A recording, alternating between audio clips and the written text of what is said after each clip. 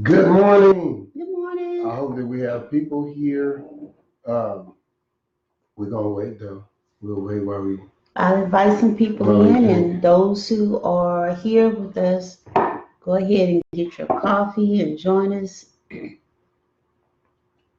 So we hope that everybody's coming on through. Yeah. Come on in, come on in. Mm. It's a Saturday. Get up and get moving. And if you're already moving, just watch us while you move. And hopefully we can share something with you that can make your life better and make us better. That's all we want to do. That's the only thing we want to do. Please forgive me if I clear my throat, but it is allergy day. And I have not had any relief yet. Yeah, we're both fighting through this morning.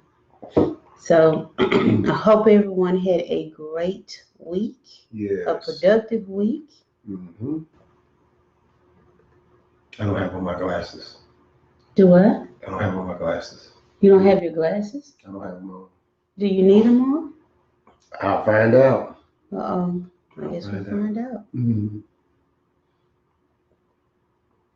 Good morning, Mr. Joel. How are you? Mr. Joel, I need to call you, and I'm going to call you today. I need uh, something. So I'll give you a call because I need to ask you a question about some work. But good morning, Mr. Ayala. We sure appreciate you chiming in with us today. And I just want you to know before other people start chiming in, I looked at some of those things that you do. Wow, man, that stuff is really good. And so I applaud you in having a real vision of excellence when you do work for people and they hire you to do jobs. That's really nice. That's really good. That's a testament of what kind of work you do and the people that work with you and for you do. So kudos to you, Mr. Ayala. All right. Hey. So today we're going to be talking about, let me find my stuff. Today we're going to be talking about give what you've got. Give what you've got. So first we need to kind of discuss, what does it mean? What does it mean to give? Because some people have a different version of what that is. So let me find out what Webster says about giving. About giving? About giving.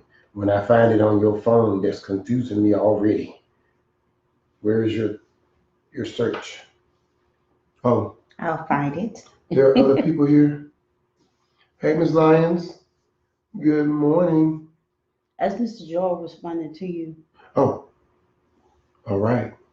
Yes. Yes. I gotta tell you know what? Let me tell y'all a funny story. You gotta hear this. So this is live and unscripted. So last week we didn't broadcast. And so I got up that day to do work and all of that stuff. And so my son and I, no, let me go back. So on Thanksgiving, we decided that, we had all this shrimp and we peeled the shrimp. And so we tried to take all the scales and we cut the garbage disposal on them. And so the pipe got stuck. But because of that, it just caused all kind of other problems. So this is the funny part. So we take the garbage disposal off. I find that the stuff is jammed up in the pipe. We get that cleared out. And so the garbage disposal had a crack in it anyway, so it's going to need to be replaced. So my son and I, we go to Lowe's and we get a garbage disposal. We come back. We do all the steps, but there was one step that I did not follow. And so we wanted to go and run the dishwasher because we felt like everything was done. And so I decided to come in the kitchen about 30 minutes later, and it was suds everywhere, all in the kitchen, mounds of suds, because I forgot to pop the hole inside the garbage disposal so the dishwasher could drain. Oh, that was a hot mess. So that was another hour of work because I didn't do that one step. So for those They're trying to do home projects. Read the instructions. I did. I had done this All of before. them. So that's my funny stuff for last Saturday. But we're glad to see you. And so Millicent is going to you found giving? No, what am I reading? I was wanting you to look up give for the dictionary. Let's find out what give is. So right now, while she's doing that, if you want to write on the screen what your definition of giving is, you can do that. Or you can have an example, and we can just read out the examples of what you put up. Because giving is a we would hope that giving would be a lifestyle for you. And if it's not, then the reason why we're sitting in front of you today is to help encourage you to give. So she's found something. If you have something, you give us something too. This says giving is providing love or other emotional support and caring. Oh, Okay. so then if that's the case, then read it again. Providing love or other emotional support and caring. Okay. So that means that there are different variations of that, different examples, and it can range from quite a few things. So today we're going to be talking about giving, give what you got. And the scripture is going to be from Proverbs 3 and verse number 27. Okay. Proverbs 3 and verse number 27. And she's going to find that, and she's going to read that, and then we're going to keep on moving forward. All right. So Proverbs 3 and verse number 27, it says, wherever you possibly can, do good to those who need it.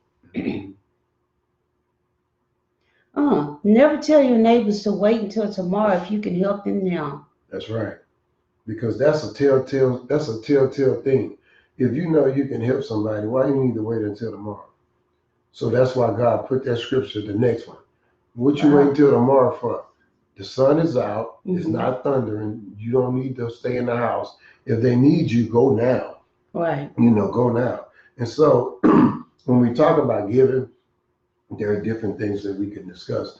We can talk about giving of love, because everybody needs that. God is love. God showed his love when he sent his son to be in this world, but not of this world, to be an example and to die for people that sometimes act like they don't care.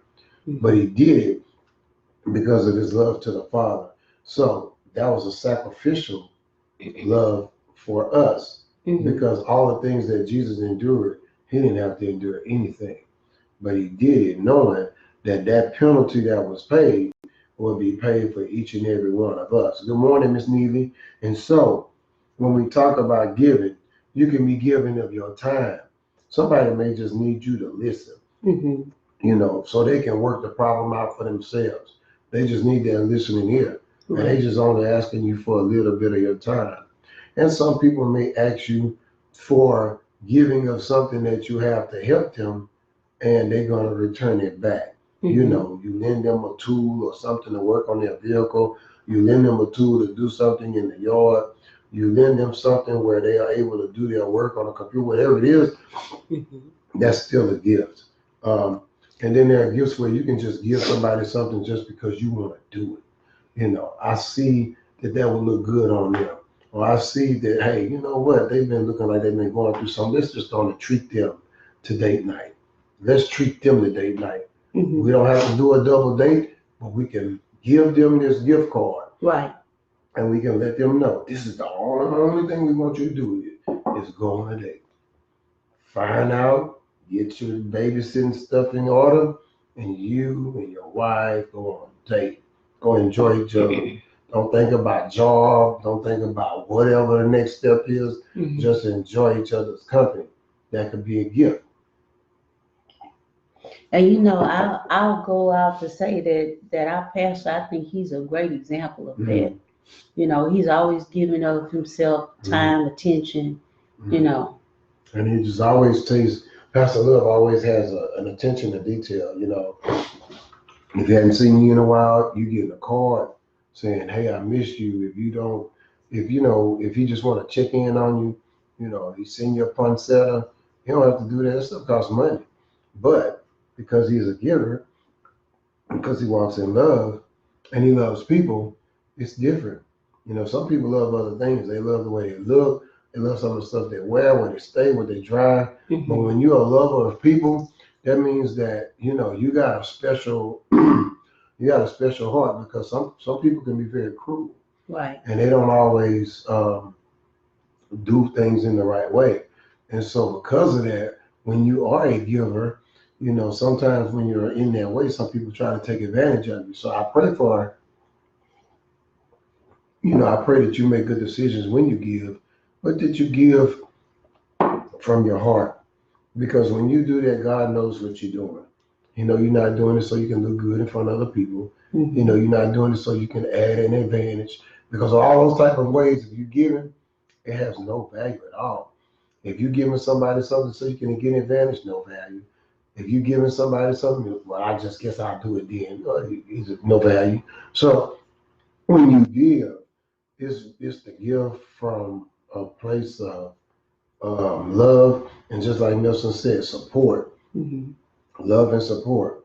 So do not withhold good from those whom it is due, when it is in your power to do it. So if you have an opportunity to give, help, support, and you know they need it, then you need to do it. Do not withhold good from those that do it. So I try to examine myself, because I know sometimes being a boss, you can overlook people. But if God showed me something where I haven't recognized somebody, I make sure that I do it, because they deserve to be recognized for the efforts and things that they did in my workplace or for me. Miss Patty, we love you. So that's a big deal. All right, Daryl, good morning. And so let me go on and slide on into this.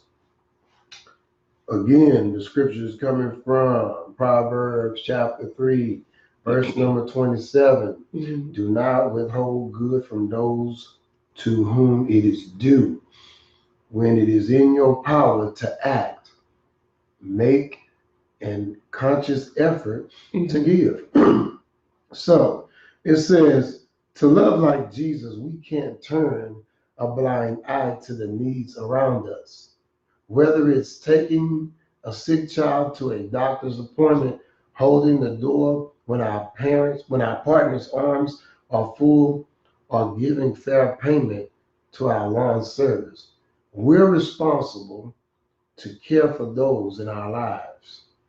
Holding back from doing good is the opposite of Jesus' servanthood and sacrifice. Who needs your help today? I want you to think about that. Who needs your help today? What blessings could you share with others? Who needs the gift of friendship to ease their loneliness? Who needs a listening ear or encouraging word? How can you share thoughtfulness to your family as you go about your day? Who deserves reward or payment for their service and work? Jesus gave up everything for us, even his life on the cross. He asks us to give out of the good we've received from his hand. So we want you to experience the joy of loving others in Jesus' name. Now, one example that I saw of that, uh, which was really a big deal to me, was when we were dealing with Hurricane Ike. We had only been here, 4 years, maybe, and how our neighbors came out and just, different ones was helping us do stuff. Yeah. Because our house was tore up. But I'm saying, even getting ready for the storm, that was a big deal, and that spoke volumes, Because we had there were some things that we either didn't know to do, or we just didn't have the stuff to do it. Right. And so because of that, they were able to help us, guide us, and just support us. Even if they weren't going to be here, they made sure that we were in a good place if we was going to sit the storm out. And so that says a lot about them. And if I ever need anything from my neighbors, I don't care what it is. If I go over there and I talk to them about something that's a need, it's a difference between a want and a need. They know what a need is. They help me, And so that's a blessing because sometimes you can be around people Hmm. and it's just nothing. Right. It's just no extension. So for me, I'm gonna help. I don't mind helping anybody do anything. It's me. Sometimes people may misconstrue the seriousness of my face with the fact that I may not do anything, but that's just prejudgment. But my heart is a little different from the outward appearance. So, I have a question. oh, So I have a question for everybody that's listening. Um, who around you, whether co-workers, family, excuse me. or neighbors, um, that you can pick out, scope out, that you can do something good for them during Mhm. this time of year? During this time of year, think about somebody and something that they may need. Maybe their mailboxes need painting. You know, maybe something in the yard needs to be taken care of, and you got extra to do it. You know, maybe they just need a lunch, whatever it is. Mm-hmm. As you talk with them and they share their heart with you, maybe it's that. Maybe it could be that. My wife talked about shoes last week, and I didn't say anything. But then we had an opportunity that was afforded us, and so I got her the shoes that she wanted because she said that she needs something that's going to be comfortable. So when she's walking around, now she didn't think that I remembered. And Yeah. that was a nice surprise. It's called active listening. hmm She So didn't I think appreciate she that, didn't baby. think I Thank you. remembered. Now she's gonna try to pat on me. She didn't think I remembered, but I think that's important that we find ways to give. And Mhm. then also, if we just shift it just a little bit, your spouse, find ways to give of your time to listen or Mhm. just a hug, whatever it is. You find ways to give of yourself. If it's to take the kids and do something so she can go do something, do that. If it's opposite, vice versa, and you take the kids so he can go hang with one of his buddies or whatever, do that. So that you can be able to know or be able to navigate, you know, that gift of giving. Right. So when we work together, we get a lot done. But when you give, it's just I guess it's just the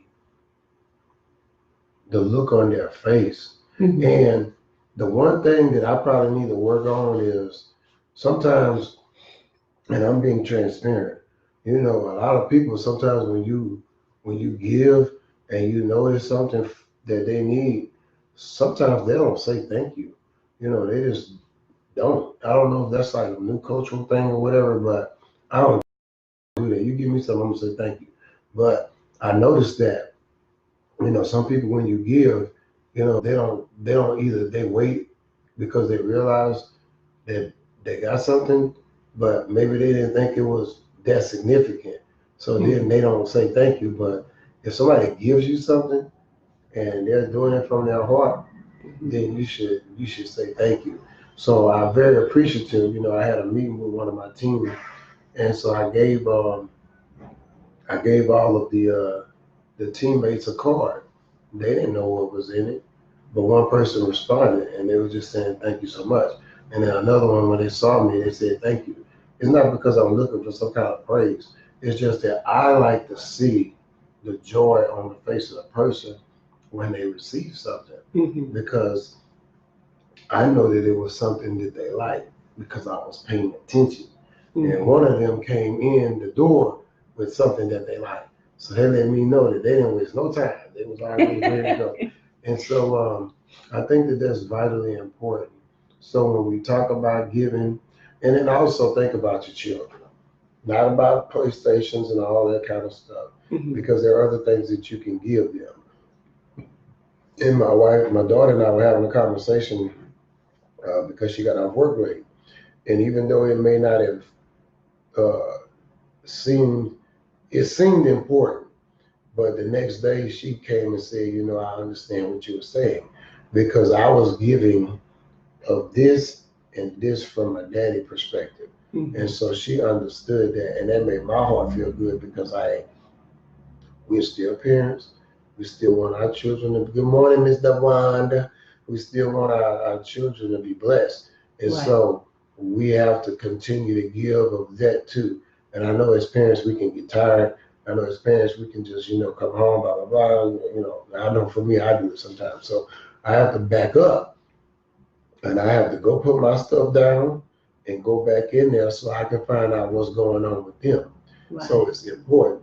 What's up, cousin Sam? It's good to hear from you, my brother.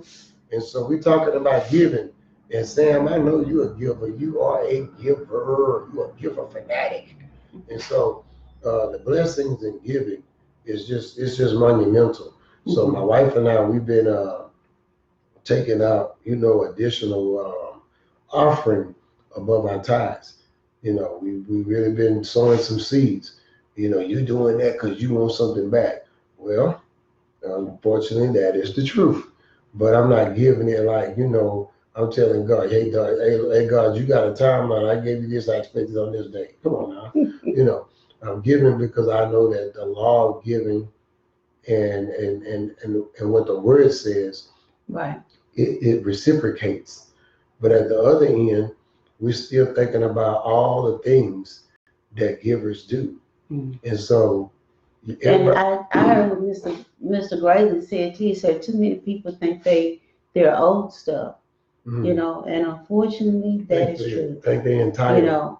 How do we break that cycle? I don't know. Well, you have to break. The only way you can break a cycle like that is if you have to actually look in the mirror. Because if you're that conceited, or you feel like something is owed you for what, what you feel like something is owed you. Right. If somebody give you something, they're giving it to you because they want to bless you. Now I say it again: if you're a person and you're giving people stuff for an ulterior motive, then your gift don't have no value. Right. But we talking about when you give up your heart, when you hear somebody talking about something and you go do it for them, or you provide them an opportunity, even on our job. One day we did a thing where administrators just went into class and said, "Hey, go take a break, come back in 10 minutes. Go do something, whatever you want to do. 10 minutes, just go." Somebody may need that. Get away, go hang out, go do whatever, make a phone call, and then come back. So right. It's just so many different ways that you can give. And really, when we talk about giving a service, I tell you, boy, I gotta tell you this, because this just happened. So my son had 2 flats, and so I went to go help him, but I knew it was going to be difficult because when you have 2 flats, you only got 1 spare, you have to get a tow. So a person pulled up in a car, and he said, "Do y'all need any help?" I said, "No, we got it." I said, he said, "You sure?" He said, "Yeah." He said, well, I need some money to get from point A to point B. I said, "Sir, my car across the street with 2 flats, and you asking me for money." See, that's what I'm talking about. Trying to you won't give me a ride and extort me. That ain't how it works. So if I'm going to help you, I'm going to help you. You won't have to do anything for me. I can assure you that, because when you give with the right intentions, when you give knowing that you are an extension of what God is asking you to do, you don't have to worry about what is going to happen to you.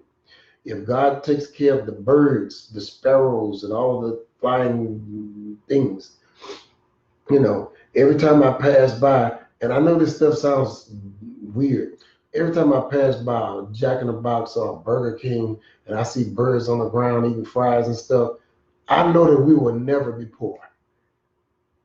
Because if God can supply them little fries and stuff for them birds, I know good and well I'm going to get taken care of my wife and my family. I just believe that. So I see that, I'm like, dog, when I see a puddle and it's a pothole, but I see a bird taking a bath in it, and I got a home where I go take a shower, God is blessing us. Trust me, you gotta look at your lens. Now, I ain't talking about you if you focused on giving, but you just have some people that have a different they have a different concept on what that means. And so for us, I am very thankful of being a giver. sharing time, sharing information. Mm-hmm. If it's something dealing with kids, whatever, you know, that's what we should be doing. Mm-hmm. Person need help with their vehicle, help them. But have the right intentions and do it with the right heart. And I think that's the most important thing is that when you give of yourself, your time, your money, to other people, just make sure you have the right heart, the right intention of doing it. Yes. And so the focus, excuse me, the focus is just to ensure that, again, the scripture says in Proverbs 3:27, do not withhold good from those that are due the good. Do not withhold good from those that deserve to be honored or rewarded. If somebody do a fair service for you, then do what that is. If they don't do a fair service, if they don't complete the work, you do not have to feel sorry for not doing something if they didn't do what they were supposed to do. Mm-hmm. But when they do something and they finish, then you owe them what they did. That's different if they do not do it. So, I'm sorry. And I kept reading here. And it's just interesting. Okay. You want to read that? This is verse 34. It says, Proverbs what? it's Proverbs 3, Proverbs chapter 3. I'm going to do verses 33 and 34. It says, the Lord puts a curse on the homes of the wicked, but blesses the homes of the righteous. He has no use for conceited people, but shows favor to those who are humble. Wise people will gain an honorable reputation, but stupid people will only add to their own disgrace.